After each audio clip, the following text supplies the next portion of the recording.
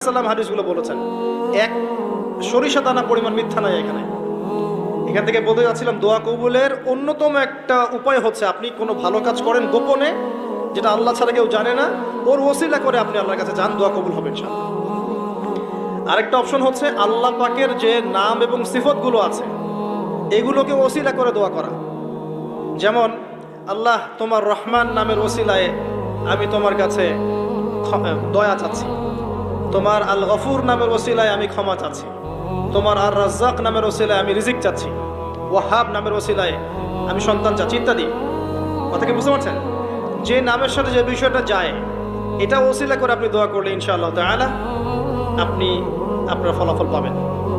আর একটা সবচেয়ে বড় অস্ত্র শিখিয়ে দিচ্ছি, এটা আমি কাউকে শিখাইনি আজ পর্যন্ত, আজকেই প্রথম, এবং আমি আমার জীবনে দেখেছি